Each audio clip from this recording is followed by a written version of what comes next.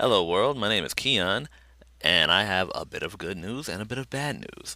The bad news is I'm going to have to stop working on the game for a little bit, but the good news is it's because I need to work on a portfolio piece. The whole reason I started working on the game was to have something more for my portfolio, but I really want to leave my job soon, so I need to start working on practical portfolio pieces now, and then when I get a chance to, I'll go back to the game. So I think for the next 2 weeks, I'll be working on this guy. If you're familiar with Polycount.com, which you should be, you'll probably be familiar with the Noob Monthly Challenge. And even though it says Noob, it's pretty much for everybody. And it's no contest. It's just a challenge to make you push yourself to actually finishing a project and possibly putting it up in your portfolio. So the challenge for this month, and I've never done this before. I haven't actually been on Polycount for a while. But the challenge for this month is to recreate this scene in a game engine.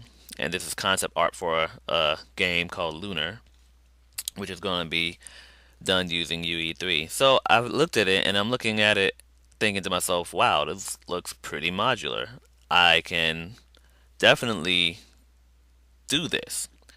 It's just a matter of pushing myself to finish it. So, as with the previous project, I will be posting updates as often as I can via video, and I'll probably learn you a thing or two if you don't know a lot.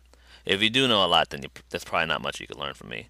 But my end goal is to do several things. One, and this is my little secret, don't tell nobody, but I would really like to have, even though it's not exactly crosshatch, if you look closely at it, I'll probably put the link to this thing in the description below. But if you look at it, it kind of has like a crosshatch look going for it. I remember seeing somewhere how you can do that, and I think I might add that as a shader to my level. So that's one thing, and the other thing is, of course, the lens dust and the lens scratches and all that fun stuff. So that's two things that I hope will give me somewhat of an edge. Well, it's not a competition, but I want mine to stand out, definitely.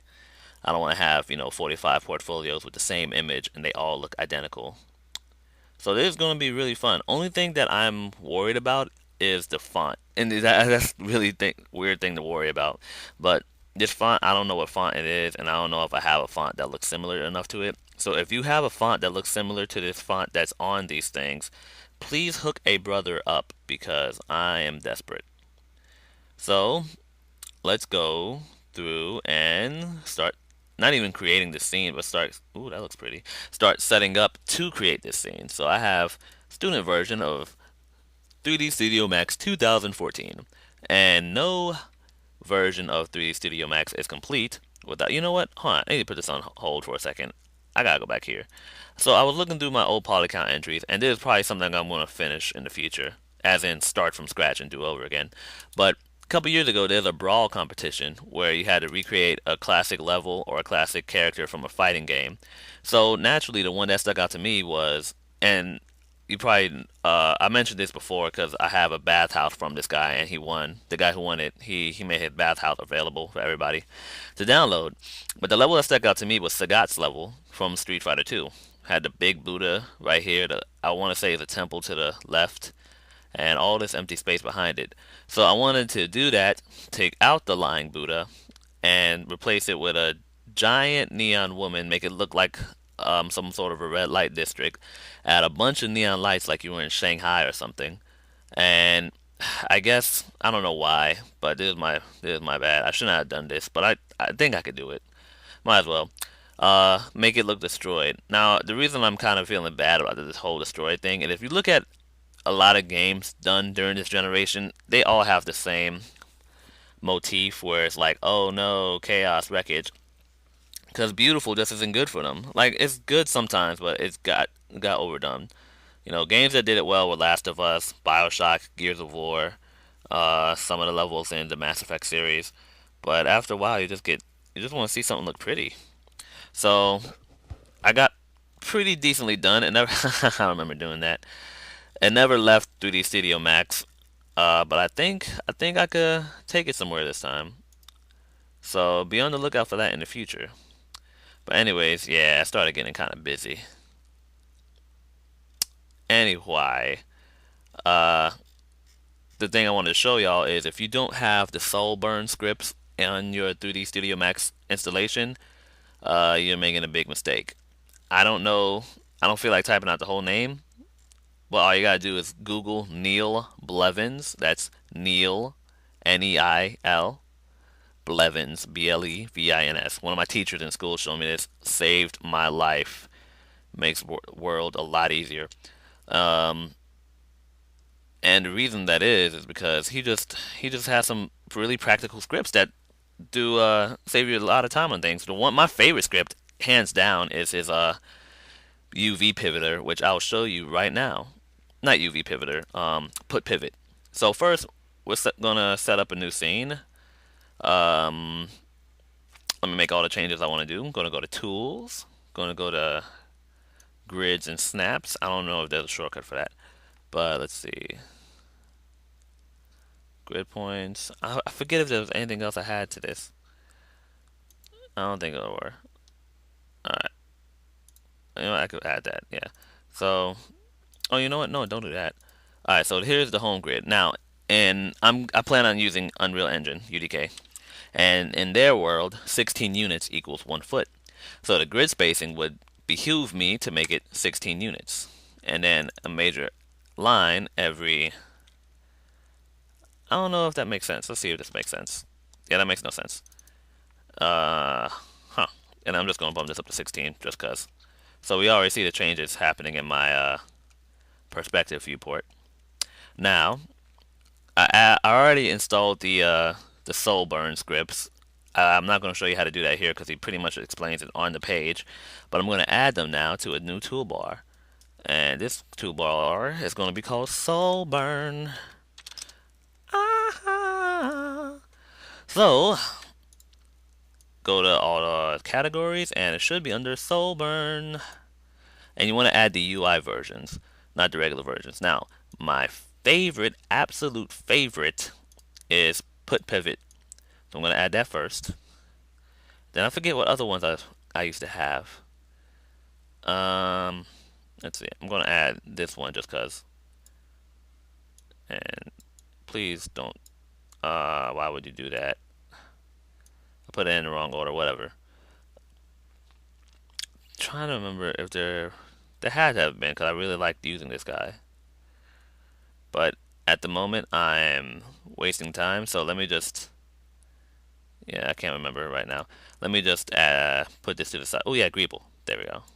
Greeble and I think edit poly. You know what? Yeah, it makes life a little bit easier. Polygon counter, definitely.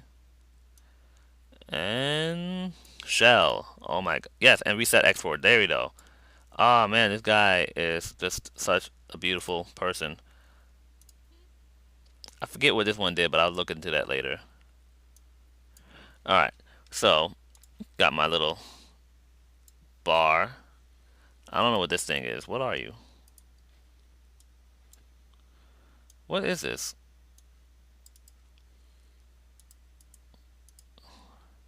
Oh, the viewport layouts. Um, do I need to have that as a bar? You know what? Y'all can share the same space. There we go.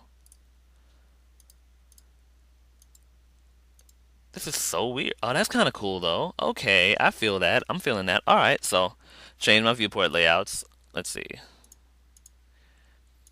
Definitely want to do that because it doesn't make a lot of sense to have something laid out in the way you don't like it, and it's something you definitely should experiment with.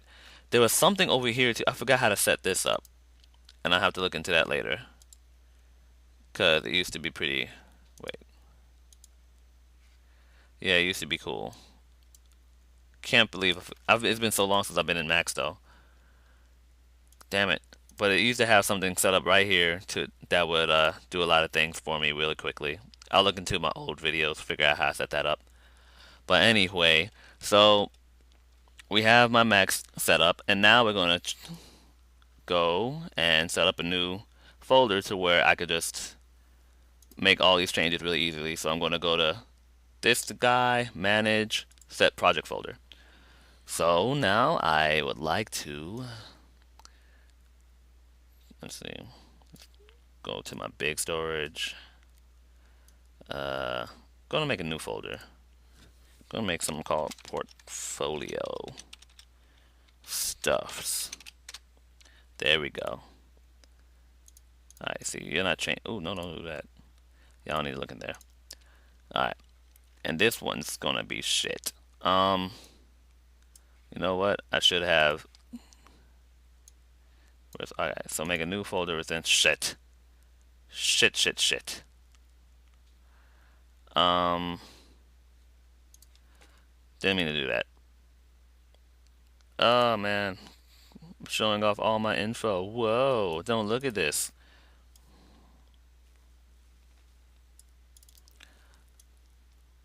Yeah, not being used right now, right? Good. That's good. I like that. Alright, so now put a folder within a folder. And this one's gonna be I don't know what to call this one. Shit. Oh no, it's not too late. Um I know. Noob challenge. And then within Noob challenge, there we go. Organization at the ass, yo. Jan 2013. There we go. Whoa, it's 2014. Happy New Year, everybody. Alright, so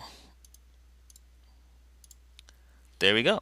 And now we go over to our file browser and alrighty then. Now, very important, now that we have all this set up, what we want to do is just, this is really easy too, but it's important to remember. Make a file that's called max start. What that will do is every time we open up a new max file, from here on out, it'll have those same settings that I set up with this one instead of having max's default settings. I don't know how to change max default settings, but that's pretty much it, folks. That's all I wanted to show you. Well, real quick, I guess. Gonna make a man. Let's see. Since we need somebody to scale to, so gonna make a man that's about 6 units tall, 6 feet tall. Do do do do do do do. It's gonna be all splines. So let's see. 1, 2, 3, 4, 5, 6. So his head should start around here.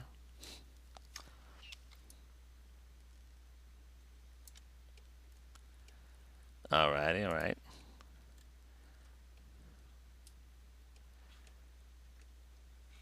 And honestly, it'd probably be easier for me if I just poly model this.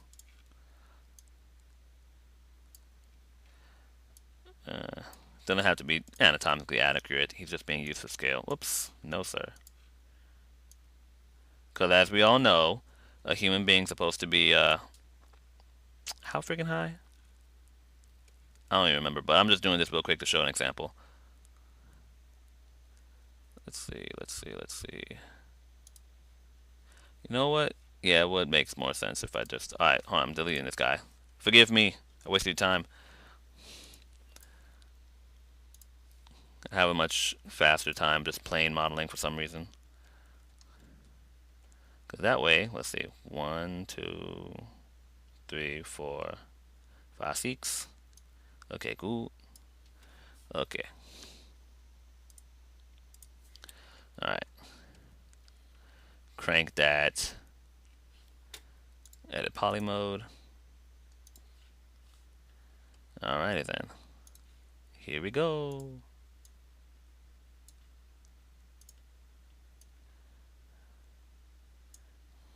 Again, just doing this real quick and dirty.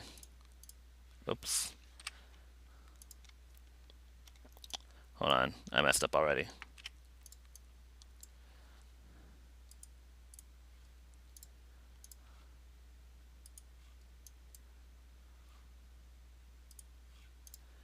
Alrighty then.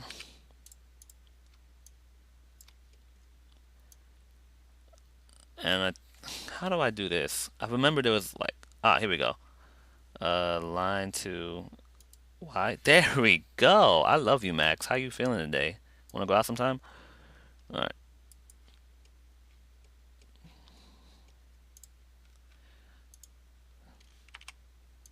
Not trying to press you real quick. I'm just trying to make it seem like it's obviously a man. Swift loop.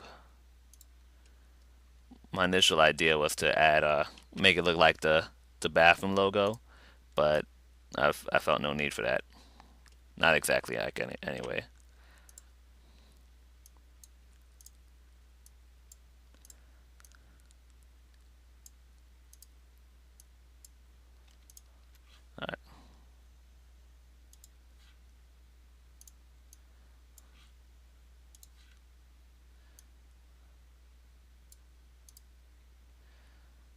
Alright then, and just one more swift loop.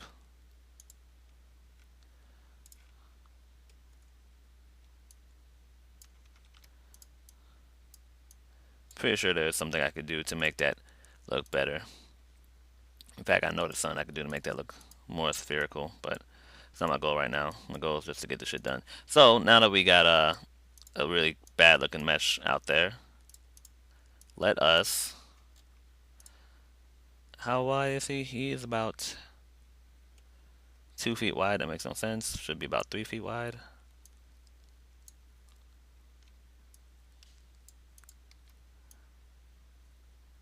Alright, cool, cool, cool. Mirror that sucker.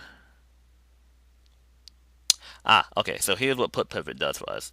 We select our item. I need to hurry up and finish this. Select our item, select put pivot, and this thing comes up. So then what we'll do is that we'll put it, I'll click this one. It's so awesome. It's just so freaking awesome. You have no idea. So, put it locally. Well,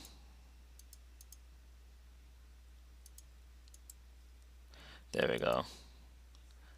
I see what's going on. Alright, so do. And there we go. So now when I mirror this guy, it'll be no problem. And then attach, blah, blah, blah, blah, blah, blah. Select all, weld, blah, blah, blah. And I think I even have a shell. Yep, shell. Although should have put, oh no, it's right there. Alright. Oh my goodness. I realized what I gotta do. Edible potty. Redo this song, bitch. Actually, you know what? I think I can get away with this. Hold on.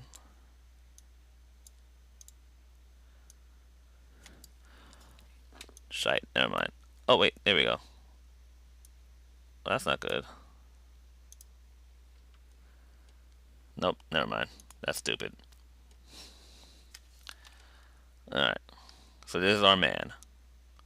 And now he's going to be used as a reference for everything I build from now on because he's awesome. Of course, before you take him into Unreal, you got to make sure blah blah blah he's closed, blah blah blah. You reset the X form, blah blah blah. You put the pivot exactly where you want it to be. And I'm going to use another put pivot real quick. Put the pivot of him. Now that he's got some thickness. It's, you know what? There we go. There we go. It's messing with me for some reason. Now it's working exactly how it was meant to be working. Do reset X form. Oh, I see what he did there. All right, then fine. And now our guy is good to go. So this is our 6 foot tall man, and I'll be building every asset from now on around him. Thanks to Neil Blevins' soul scripts, I didn't have to move the pivot point the old fashioned way. But I'll see y'all later. I need to set up my max to make it work for me. Okay then? Bye.